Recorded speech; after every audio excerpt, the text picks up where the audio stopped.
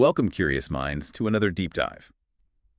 Today we're exploring a concept that often gets overlooked in our pursuit of success.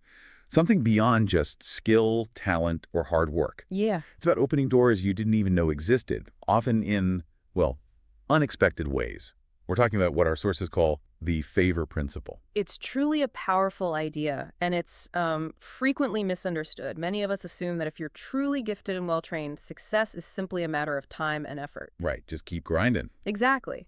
But the material we've been examining reveals a profound distinction. There's a difference between the power of God moving through us to impact others and the favor of God moving through others to open doors for us. Ah, okay, so it's about external access, not solely internal ability. Precise. That distinction is so critical. So what you're saying is it's not about cutting ethical corners or seeking unearned advantages, but about unexpected opportunities that truly elevate our efforts and impact. That's the core idea. Our mission today is to unpack this principle, see it in action through both ancient and modern stories, and then explore how you might position yourself for it in your own life. Okay, great. So let's jump right in. Where do we start? Well, to truly grasp this, let's start with one of the most incredible stories from our sources, Joseph. Joseph.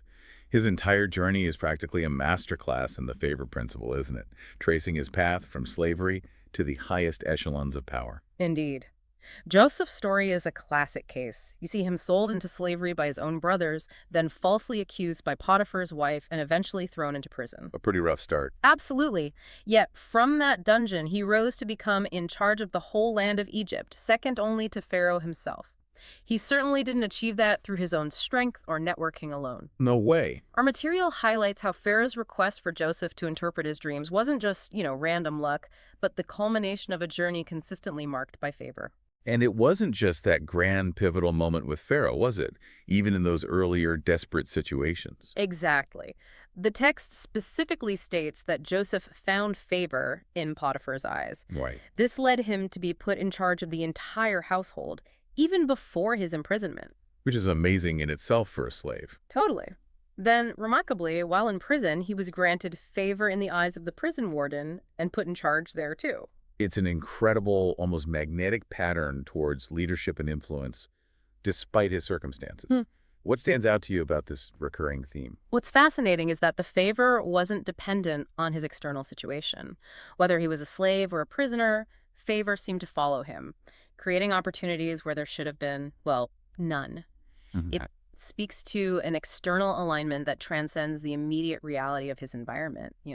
That perfectly illustrates it. But this isn't just an ancient idea relegated to biblical narrative. Not at all. Our sources provide a fantastic modern example involving a video crew on a mission into a remote, often unwelcoming region of Asia. Ah, yes.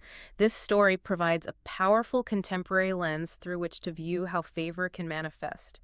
This particular crew, despite being profoundly gifted business and ministry leaders, Really capable people. extremely capable, but they faced an enormous hurdle, gaining trust and access to these very remote villages. The local communities were deeply suspicious of foreigners and, understandably, wouldn't welcome outsiders into their homes or sacred spaces. Making their mission to document the culture nearly impossible. Pretty much. And this next detail in their story truly highlights how this principle can manifest. What happened then? Well, on their flight into the region, a local man named David. Yeah. He'd chosen that name because it's easier for Westerners to pronounce. Okay. He simply struck up a conversation with one of the crew members, just chatting on the plane. David spoke English, and he felt a strong desire to repay kindness shown to him by a Catholic priest from his past. And then, kind of out of the blue, he offered to guide them. Just offered on the plane. Yeah. What happened next was truly pivotal for their entire mission. So an unexpected, seemingly random encounter on a flight, and he offers to guide them. That's remarkable considering their access issues. Totally remarkable. Precisely. David became a crucial member of the crew, guiding them through villages and religious sites that would have been never accessible otherwise. Wow. The resulting video footage provided an intimate perspective of an insider, almost as if the locals themselves had filmed it. This powerful video later played a catalytic role in launching a network of churches and organizations that profoundly impacted the region. So that encounter with David. That unexpected encounter. That, our sources contend, was the favor of God in action. It's not something the crew engineered. It was given to them through another person. That really brings the distinction to life. So, to ensure we're all clear, let's dig a bit deeper into precisely how our sources define the power of God versus the favor of God. Good idea. We've got this powerful definition. The power of God moves in or through us to impact others. The favor of God moves in or through others to open doors for us. That's the key distinction. And a perfect example of this duality is the legendary Billy Graham. Yes, Billy Graham's ministry is a textbook example. In 1949, his tent meetings in a Los Angeles parking lot were certainly gaining traction. He preached for 8 weeks, drawing 350,000 people and seeing 3,000 professions of faith. Huge impact. Undeniably. That was clearly the power of God moving through him, transforming individual lives on a massive scale. But our sources highlight a key moment that catapulted him onto the national stage, something beyond the sheer power of his message. I remember reading about that. So, several weeks into these successful meetings, the media mogul and publisher William Randolph Hearst, Hugely influential figure back then. right, one of the most influential men in the country, he sent a 2-word telegram to his newspaper editors. It simply said, "Puff Graham."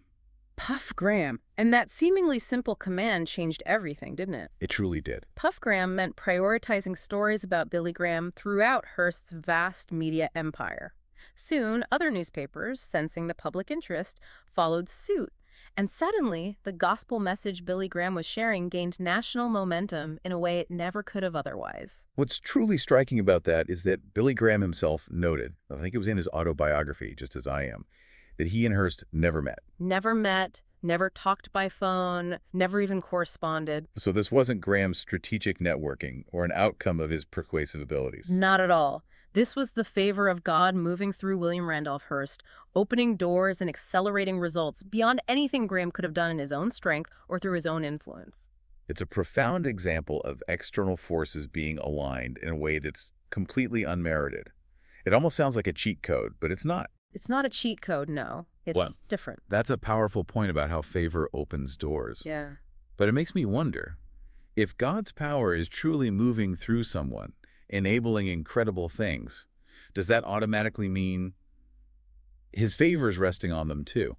Are those two aspects always intertwined?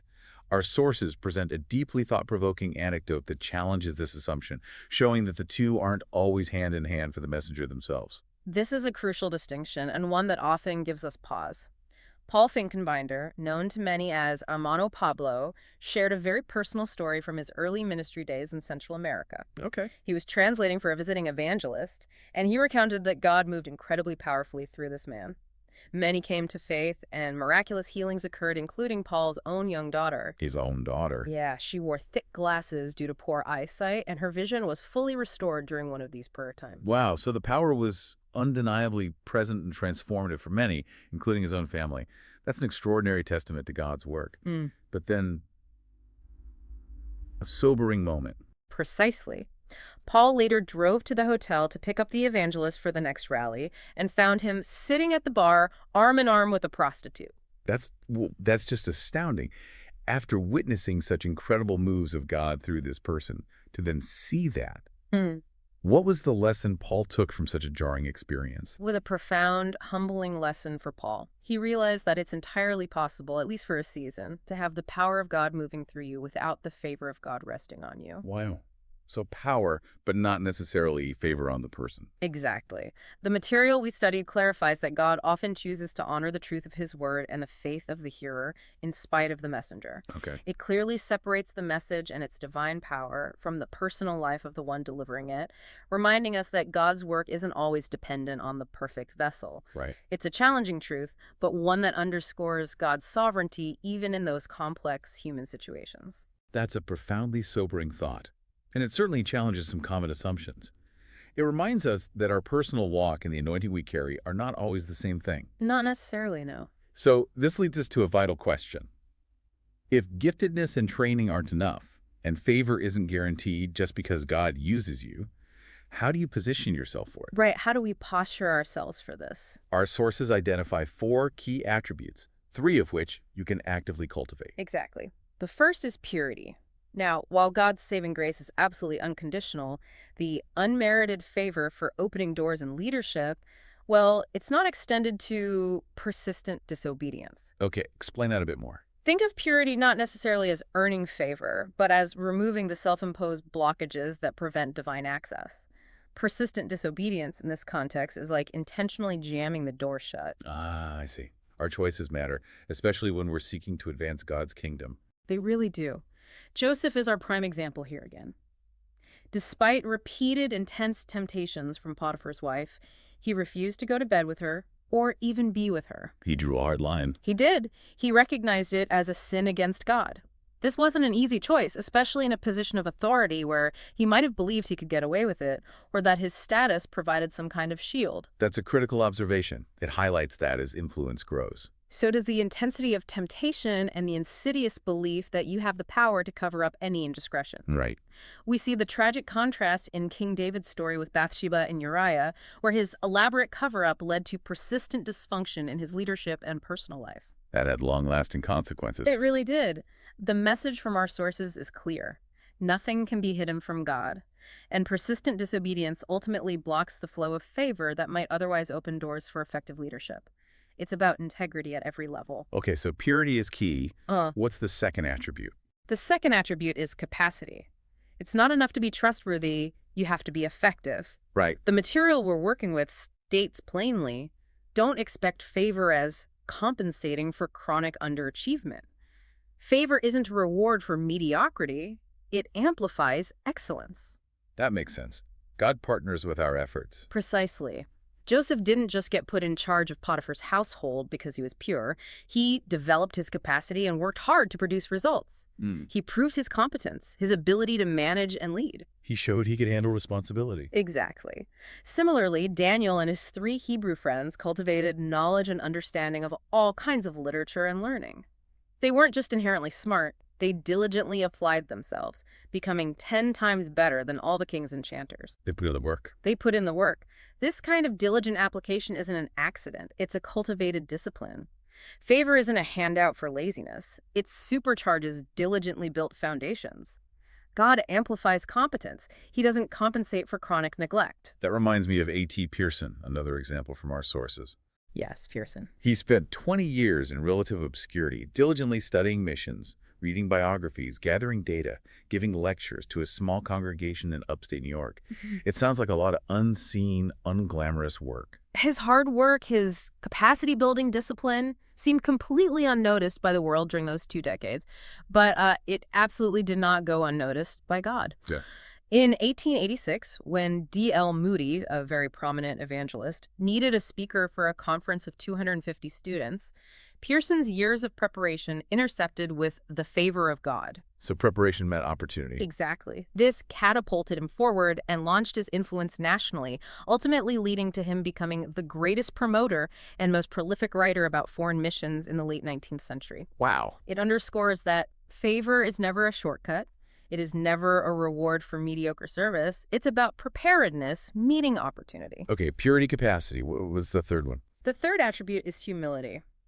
This one truly resonates, especially in any leadership role where there's often an inherent urge to take credit, to demonstrate your own capabilities and strengths. Yeah, that ego trap is real. Pride is indeed a special danger for every leader. Humility positions us for favor because it reveals our dependency on him and stimulates our faith in what only he can do. Like Andrew Murray said. Exactly. Andrew Murray so powerfully stated, faith and pride are enemies. Faith and humility are allies. It's a foundational truth for receiving divine favor, acknowledging that the real work isn't ours alone. Joseph exemplified this beautifully when Pharaoh summoned him to interpret a dream, didn't he? Perfectly. He didn't boast about his past interpretations or claim any inherent gift. Instead, he humbly said, I cannot do it, but God will give Pharaoh the answer he desires. Daniel did something very similar too. He did. Gave a very similar response to King Nebuchadnezzar, giving all credit to a God in heaven who reveals mysteries. It's a complete deferral of self. And this isn't limited to Old Testament figures either. Not at all. Our sources also highlight 2 powerful examples from Jesus' ministry, the Roman centurion and the Canaanite woman. Ah, yes. Both approached Jesus with profound humility, recognizing their unworthiness. Yet it was precisely this humility that Jesus acknowledged as great faith. The centurion saying he wasn't worthy for Jesus to come under his roof. Right, and the Canaanite woman humbly referring to herself like a dog seeking crumbs, yet persistent in her faith. Both instances challenge our instincts to take charge and remind us that without faith, it is impossible to please God. Humility isn't weakness. It's the strength of acknowledging where true power resides. Well said. Okay, so we've talked about what we can actively cultivate: purity, capacity, humility. But our sources also highlight something that's ultimately beyond our control, a crucial fourth element: sovereignty. This sounds like the element that really tests our patience, doesn't it? It absolutely does. That's right. Purity, capacity, and humility are crucial, and we are called to pursue them. But they don't create a spiritual spreadsheet formula for favor. It's not A plus B plus C equals favor. Exactly. Joseph's story illustrates this perfectly. After interpreting the cupbearer's dream, he pleaded with him, "Remember me when it goes well for you." Right, get me out of here. Basically. Yeah. But the cupbearer forgot him Forgot him. For how long? for 2 whole years. 2 years. So even with his unwavering purity, remarkable capacity, and demonstrated humility, there was a significant agonizing delay. I imagine that must have been incredibly frustrating. Can you imagine? Very good. Exactly. Joseph was still experiencing God's favor in prison, being put in charge by the warden. But the major breakthrough, the meeting with Pharaoh, his ultimate release and elevation, happened on God's sovereign timeline. It reminds us that while we position ourselves diligently, God determines the timing and the ultimate unfolding of favor, often in ways and at times we least expect or perhaps prefer. It's a call to trust, even when the wait is long. That's it. Yeah. A deep call to trust. That makes perfect sense. It's that blend of preparing ourselves but ultimately surrendering the outcome and the timing. So if favor is this vital, especially for leaders looking to make an impact, what do you do when you need it most, when you're standing at a closed door? Well, our sources conclude by emphasizing the importance of actively petitioning God for favor. It's not something you can manufacture in the moment or simply take for granted because you've checked all the other boxes. And I'm not passive. Not at all. It needs to be a regular, deliberate, and fervent part of your prayer life. It's an ongoing conversation, not a one-time request when things get desperate. Nehemiah is a fantastic example here, isn't he? Facing that truly monumental task of rebuilding Jerusalem's walls. A huge task. Before even approaching King Artaxerxes, a king who had every reason to deny such a request, he cried out, "Give your servant success today by granting him favor in the presence of this man." He asked for it directly. He did. And Esther facing a life or death situation for her entire people. Literally life or death. Exactly. She called for 3 days of fasting and prayer before she approached King Xerxes, knowing she literally faced death if she wasn't granted favor. She clearly understood her desperate need for something beyond her own capabilities. She knew she couldn't rely on just her charm or position. Absolutely not. These aren't just ancient stories, they're invitations for us today. To position yourself for God's favor, you must walk in purity, diligently develop your capacity, and live a life of humility, all while acknowledging God's sovereignty as you boldly ask Him to give you favor. It's a dynamic interplay of diligent preparation and earnest petition. Yes, it's about inviting God into every aspect of your journey. What an incredible deep dive into the favor principle. We've seen how favor is distinct from raw power, acting through others to open unexpected doors. Whether it's for Joseph, that modern video crew in Asia, or the legendary Billy Graham. Yeah, some amazing examples. And we've learned that it's cultivated through intentional choices, purity, capacity, and humility, all while trusting in God's perfect timing and ultimate sovereignty. It's a powerful reminder that our best efforts, while absolutely necessary and, commendable, are truly magnified when God's favor is involved. It really changes the equation. It transforms the impossible into opportunity, turning obstacles into stepping stones that we could never have placed ourselves. So consider this as we wrap up.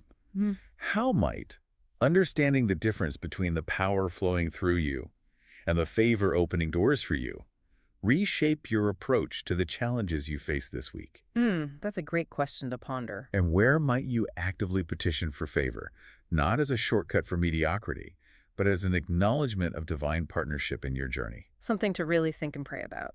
Thank you for joining us on this deep dive. Until next time, keep exploring, keep learning, and keep asking the big questions.